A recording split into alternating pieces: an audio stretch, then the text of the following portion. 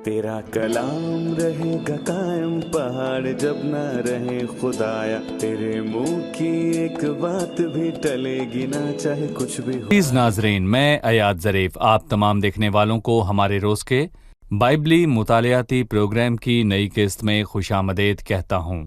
नाजरीन, अभी हम दानियल की किताब का मुताला कर रहे हैं और ये पुराने अहदनामे के बड़े अंबिया की एक किताब है और गुज़िश्ता किस्त में हमने छठे बाब का मुताला मुकम्मल किया और हमने एक तारीखी हिस्सा मुकम्मल किया और आज हम रोया के हिस्से को शुरू करेंगे और ये 7वें बाब से शुरू होता है। आज के प्रोग्राम का बाकायदा आगाज करने से पहले मैं स्टूडियो में आए खुदा के खादिम का खैर मकदम करूंगा। खुशामदीद भाई यूसुफ। शुक्रिया भाई। और हमारे दीगर मेहमानों को भी खुशामदीद। हम दानियल की किताब के 7वें बाब पर पहुंच चुके हैं। मुताले का आगाज करने से पहले मैं चाहता हूं कि इस बाब और इस किताब के दूसरे हिस्से के मुतल्लिक आप हमें कुछ बताएं। बेशक 1 ता 6 अब्वाब तक के हिस्से में दानियल की ज़ाती ज़िंदगी का बयान है। 7वें बाब से दानियल की रोया का बयान है।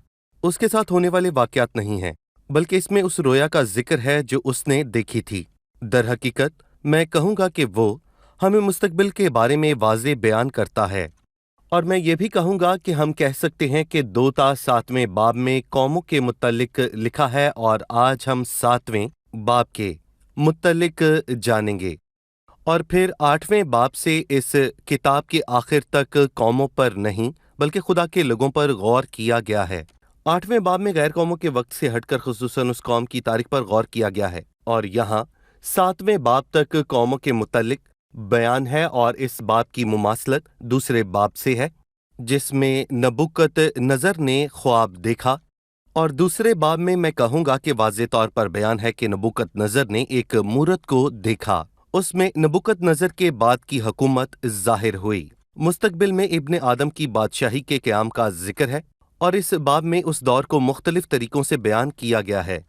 मतलब कि इब्ने आदम की बादशाही का बयान, और इसमें उस दौर के मुख्तलिफ तरीक़ों का वाज़े तौर पर बयान किया गया है।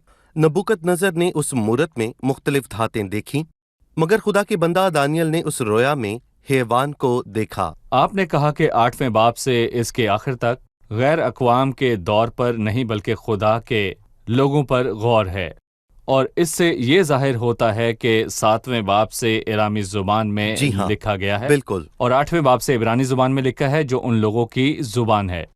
आपने ठीक कहा। ये खुदा का कलाम है भाई यूसुफ। बिल्कुल खुदा का कलाम। सही। भाई यूसुफ, मैं चंद आयात पढ़ने के बाद आपसे सवाल करूंगा। शाह बाबल बेल्तशज़र के पहले साल में दानियल ने अपने बिस्तर पर ख्वाब में अपने सर के दिमागी ख्यालात की रोया देखी। तब उसने उस ख्वाब को लिखा और उन हालात का मजमल बयान किया। दानियल ने यूं कहा कि मैंने रात को एक रोया देखी, और क्या देखता हूं कि आसमान के चारों हवाएं समुंदर पर जोर से चलीं, और समंदर से 4 बड़े हैवान जो एक दूसरे से मुख्तलिफ थे निकले। पहला शेर बब्बर की मानिंद था और उकाब के से बाजू रखता था, और मैं देखता रहा जब तक उसके पर उखाड़े गए और वो जमीन से उठाया गया और आदमी की तरह पांव पर खड़ा किया गया, और इंसान का दिल उसे दिया गया। और क्या देखता हूं कि एक दूसरा हैवान रीछ की मानिंद, और वो एक तरफ सीधा खड़ा हुआ, और उसके मुंह में उसके दांतों के दरमियान 3 पसलियां थीं, और उन्होंने उससे कहा, उठ और कसरत से गोश्त खा। फिर मैंने नजर की, और क्या देखता हूं एक और हैवान तेंदुए की मानिंद उठा, जिसकी पीठ पर परिंदे के से 4 बाजू थे, और उस हैवान के 4 सर थे, और सल्तनत उसे दी गई। हम 6ठी आयत पर ठहरेंगे जो रोया की तारीख से शुरू हुई।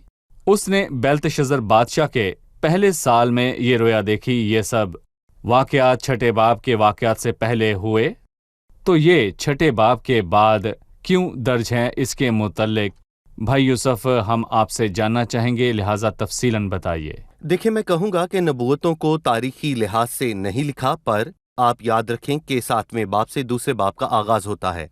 अगर हम इस हिस्से का जायजा लें तो इसमें यहाँ से 11वें बाब तक तारीखी तरतीब मौजूद है और फ़र्क मौजूद है। मसलन यहाँ पर बेल्शज़र के पहले साल में, और अगले बाब में बेल्शज़र बादशाह की सल्तनत के तीसरे साल में यहाँ कुछ वक्त गुजरा है। और फिर यहाँ पर मैं कहना चाहूँगा कि 9वें बाब में दारा बिन अखसूरियस, उसके पहले साल में 10वें बाब में शाह फारस खौरस के तीसरे साल में, اور 11वें बाब में दारामादी की सल्तनत के पहले जी, साल में। दारा जी मादी। हाँ, और मैं कहूँगा कि ये वाहिद हिस्सा है, ये तारीखी हिस्से से मुख्तलिफ है, और फिर जिसका इख्तिताम दारा बादशाह और शाह फारस खौरस पर हुआ। लिखा है बेल्तशज़र के पहले साल में, सो छठे बाब में दारा बादशाह के दौर और मादी और फारसी सल्तनत की बात होने के बाद यहाँ इसका जिक्र हुआ, क्योंकि ये रोया के हिस्से का आगाज है। ये नया हिस्सा और नया ठीक ख्याल है। है। हमने नबूकदनजर के ख्वाब के मुतालिक पढ़ा, लेकिन यहाँ पर बादशाह ने नहीं बल्कि दानियल ने एक रोया देखी। सो हमें इसकी शुरुआत के बारे में बताए। दानियल ने ख्वाब और रोया देखी। देखें, पुराने अहदनामे में दानियल ने रोया देखी और नए अहदनामे में यूहन्ना ने रोया देखी, और यूहन्ना मसीह का अजीज शागिर्द था। और दानियल के बारे में 9वें बाब में लिखा है, दानियल अजीज मर्द, जबकि दानियल बाबल में असीर रहा और यूहन्ना रसूल भी असीर रहा और जलावतन। पिटमस के टापू पर जलावतन रहा। पर मैं कहूँगा कि यहाँ मुमासलत है। दानियल ने रोया देखी, पर यहाँ पर गौर करने की एक बात है कि दूसरे और 7वें बाब में बहुत सी चीज़ें एक जैसी हैं, और मैं फिर से इसके फ़र्क को बयान करता हूँ कि दूसरे बाब में एक बड़ी मूरत थी और उसकी कीमती धातें दरअसल दुनिया में आने वाली तमाम सल्तनतों को बयान करती हैं, और ये बाबल है। ये मादी और फारसी हैं और यूनानी हैं, और रोमी हुकूमत अजीम थी, लेकिन खुदा के बंदे की नज़र में दरअसल ये तमाम धातें सिर्फ और सिर्फ हैवान थीं। उसने रोया में इन धातों को देखा और एक बड़ी मूरत को देखा जो हैवान थी। और यहाँ पर मैं ये भी कहना चाहूँगा कि जो कोई भी तारीख को पढ़ेगा वो इस बात पर ये यकीन रखेगा कि दुनिया हाकिम हैवान से किसी भी सूरत में कम नहीं। यकीनन ये उन हुकूमतों का इखलाकी इक़्तिदार है। बिल्कुल। उन हैवानात की बात करने से पहले दूसरी आयत में लिखा है, दानियल ने यूं कहा कि मैंने रात को एक रोया देखी और क्या देखता हूं कि आसमान की चारों हवाएं समुंदर पर जोर से चलीं। चारों हैवानों के मुतालिक बताने से पहले जी, ये बयान करें चारों हवाएं समुंदर पर जोर से चलीं से क्या मुराद है। मैं कहूँगा कि ये समंदर बहराए रोम है, और इससे पहले वो बहरे ओकियानूस से वाकिफ ना था और दुनिया वहाँ तक महदूद ना थी, और बहराए रोम ही सबसे बड़ा समंदर हुआ करता था। और बेशक वहाँ पर दरियाए फरात और दरियाए नील जैसे छोटे समंदर भी थे, लेकिन मैं कहूँगा कि ये वाज़ेह है कि उसमें से सबसे बड़ा समंदर बहराए रोम ही तसव्वुर किया जाता था, और फिर अक्सर हुकूमतें उसका रास्ता या बंदरगाह इस्तेमाल किया करती थीं।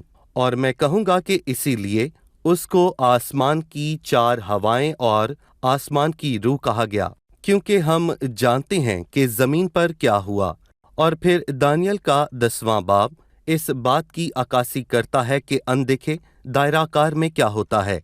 सो ये हैवान या जिंदा मखलूक या फरिश्ते, चाहे अच्छे हों या फिर बुरे हों, पर ये वही काम करते हैं जिनकी यहाँ पर अक्कासी हुई। और यहाँ पर उसने ये भी कहा कि दुनिया में अनदेखी कुव्वतें हैं, मगर हम देखते हैं कि दुनिया में वही सब कुछ होता है जो अनदेखे दायराकार में होता है। भाई यूसुफ, इन सब वाक़यात का ताल्लुक बहरे रोम या बड़े समंदर से है। यहीं पर ये सब वाक़यात पेश आए। सही। आसमान की चारों हवाएं समुंदर पर चलीं। फिर उसने कहा, और समुंदर से 4 बड़े हैवान जो एक दूसरे से मुख्तलिफ थे निकले। पहला शेर बब्बर की मानिंद था और उकाब के से बाजू रखता था, और मैं देखता रहा जब तक उसके सर पर उखाड़े गए और वो ज़मीन से उठाया गया और आदमी की तरह पाँव पर खड़ा किया गया और इंसान का दिल उसे दिया गया। उसने पहले हैवान की बात की जो शेर बब्बर की मानिंद था। आपने बताया कि ये 4 हैवान उस वक्त की कौमों की हुकूमतों के इखलाकी इक़्तिदार को जाहिर करते हैं। शेर की मानिंद पहला हैवान कौन है? देखें, ये वाज़ेह है कि पहला हैवान शेर की मानिंद है, और वो बाबल की हुकूमत यानी नबूकदनज़र की बादशाही को जाहिर करता है। भाई, ये अल्फाज मेरी तवज्जो का मरकज़ बने, और मैंने देखा कि ये अल्फाज 1 ता 14वीं आयत में तकरीबन 7 मरतबा आए हैं। मसलन दूसरी आयत में उसने कहा, मैंने रोया देखी। छठी आयत है, फिर मैंने नज़र की और 7वीं आयत में 9वीं आयत मेरे देखते हुए तख्त लगाए गए और 11वीं आयत में लिखा है मैं देख ही रहा था। फिर 11वीं आयत में लिखा है मैं देख ही रहा था और 13वीं आयत में आखिरी दफ़ा लिखा है कि मैं क्या देखता हूँ, मैंने देखा कि। ये अल्फाज 4 हुकूमतों को बयान करने के लिए इस्तेमाल हुए हैं और फिर 5वीं सल्तनत जो कि इब्ने आदम की है। और इन 4 हुकूमतों की पहचान करना मुश्किल नहीं, क्योंकि हमने दानियल के दूसरे बाब में इनका मुताला किया था कि सोने का सर नबूकदनज़र और बाबल की हुकूमत है, चांदी का सीना और बाजू मादी और फारसी हुकूमत है, तांबे की सिकम और राने सिकंदर आज़म और मकदुनिया या फिर यूनान की सल्तनत को जाहिर करती हैं। और फिर आखिर में लोहे की हुकूमत है जो कि मैं कहूँगा कि रोमी हुकूमत है। ये दूसरा बाब है। दूसरा बाब, जी हाँ, यहाँ पर उसने 4 हैवानों से जाहिर किया और पहला हैवान दरअसल शेर बब्बर है, क्योंकि शेर दरअसल सब जानवरों में बहुत ताकतवर है। शेर हैवान का बादशाह है और उसने यही नहीं कहा बल्कि उसने कहा पहला शेर बब्बर की मानिंद था और उकाब के से बाजू रखता था। हमने ऐसा शेर पहले नहीं देखा, फिर उकाब ही क्यों, क्योंकि वो परिंदों का बादशाह है। जैसे सोना धातों में सबसे कीमती है, शेर जानवरों का बादशाह और उकाब परिंदों का है। सो हमने पहले हिस्से यानी कि सर मतलब के पहली हुकूमत के बारे में सीखा। लिखा है पहला शेर बब्बर की मानिंद था और उकाब के से बाजू थे। कलाम में और हवाले भी पहली सल्तनत को बब्बर शेर की मानिंद बयान करते हैं। क्या कलाम में बाकी हवाला जात में हमें बाबुल की सल्तनत और उसके बादशाह के लिए ये अल्फाज मिलते हैं? मुझे मुकाशफा का 49वां बाब याद आया। उसकी 19वीं आयत में ये लिखा है कि देख वो शेर बब्बर की तरह यर्दन के जंगल से निकलकर मुहकम बस्ती पर चढ़ आएगा। और फिर 22वीं आयत में लिखा है देख वो चढ़ आएगा और उकाब की तरह उड़ेगा और बसरा के खिलाफ बाजू फैलाएगा। और ये यर्मिया के 49वें बाब में लिखा है। उसे शेर बब्बर और उकाब की मानिंद कहा गया है। आपने कहा शेर जानवरों का बादशाह है जी, और उकाब परिंदों का बादशाह। वो क्या कहना चाहता है कि बाबुल का बादशाह जानवरों और परिंदों का बादशाह है, या इस जमीन के दायराकार की बात है या आसमान की? देखें भाई, मैं यहाँ कहूँगा जी ये मुमकिन है, क्योंकि जमीन के हैवानों और आसमान के परिंदों पर उसको इख्तियार बख्शा गया। सो उसका इख्तियार था वो सोने का सर था। सो उसका इख्तियार जंगल के जानवरों और हवा के परिंदों पर भी था। ठीक है, लेकिन लिखा है मैं देखता रहा जब तक उसके पर उखाड़े गए और वो जमीन में से उठाया गया और आदमी की तरह पांव पर खड़ा किया गया और इंसान का दिल उसे दिया गया। क्या इसमें तबाही या बर्बादी की अलामत जाहिर होती है? जी बिल्कुल। हम जानते हैं कि बाबल की सल्तनत का सर सोने का शेर बब्बर और उकाब की माने थी, लेकिन उसका बादशाह मगरूर था। खुदा को मगरूरों से नफरत है। इंसान अपने गरूर की वजह से गिरा और नबूकदनज़र के गरूर की वजह से उसका जवाल हुआ। और हबकूक के पहले बाब में लिखा है कि ये सल्तनत अजीम और शानो शौकत वाली थी। तब वो गर्दबाद की तरह गुजरते और खता करके गुनाहगार होते हैं, यानी कि वो हद से आगे बढ़ा और उसने खुदा के हजूर गरूर किया। क्योंकि जब भी कोई खुदा के हजूर मगरूर होता है तो वो अपने जवाल की तैयारी करता है। वो शेर बब्बर से इंसान के दिल में बदल गया, यानी वो कमजोर हुआ। बहुत अरसा पहले लोग इंग्लैंड के एक बादशाह को उसकी बहादुरी की वजह से शेर दिल कहते थे जी, मगर एक शेर के पास इंसान का दिल हो तो ये उसकी कमजोरी है। भाई यूसुफ उसने बताया कि इसके बाद एक और हैवान ने देखा। 5वीं आयत है, एक दूसरा हैवान रीछ की मानिंद। एक दूसरा हैवान रीछ की मानिंद है और वो एक तरफ सीधा खड़ा हुआ और उसके मुंह में उसके दांतों के दरमियान 3 पसलियां थीं और उन्होंने उससे कहा उठ और कसरत से गोश्त खा। रीछ की मानिंद दिखाई देने वाला हैवान कौन है? देखिए, मैं कहूँगा कि कसदियों के बाद दूसरी हुकूमत मादी और फिर फारसियों की थी। उसको रीछ कहा क्योंकि रीछ लालची होता है, वो बहुत खाता है। और बाइबल मुकद्दस फरमाती है कि फारसी हुकूमत में दारा बादशाह ने 120 नाज़म मुकर्रर किए और हम आस्तर की किताब से ये वाज़े तौर पर जानते हैं कि उसके 127 सूबे थे और वो बहुत ही वसी सल्तनत थी जो कि पिछली से बहुत बड़ी थी। और हमने पढ़ा कि वो रीछ की तरह सीधा खड़ा हुआ और इस तरह खड़े होने से क्या मुराद है? ये मादी और फारसियों की जी। हुकूमत थी और ये मादियों से शुरू हुई, दारा मादी, लेकिन फारसी भी जल्द ही वहाँ फैल गए। उसके पास इख्तियार था, सो शाह फारस खौरस वहाँ का बादशाह बना। दारा की बादशाही ज्यादा ना थी और मैं कहूँगा कि उसके चंद सालों बाद ही फारसी हुकूमत आ गई। जब तक शाह ईरान ने फारसी हुकूमत की बहाली ना करना चाहिए, और यकीनन ये 4 सल्तनतें हैं, इसमें 5वीं सल्तनत नहीं उसकी बहाली ना हो सकी और खुदा का कलाम पूरा हुआ। 5वीं सल्तनत का ना कयाम ना फारसी ना हुआ, ही कोई खुदा का और। कलाम पूरा हुआ।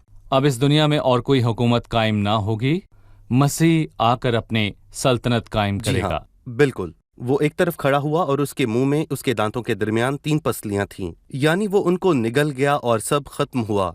मतलब कि उसके मुंह में 3 पसलियां थीं। ये 3 पसलियां बाबल, अकदा और बुरसपा हैं, जो कि मैं कहूँगा कि बाबल की 3 बड़ी रियासतें थीं और फिर मादी और फारसी हुकूमत ने उनको शिकस्त दी, और यही सच है।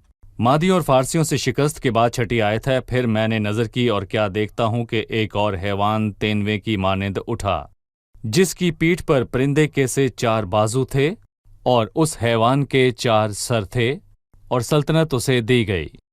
तेंदवा की शेर की अलामत है।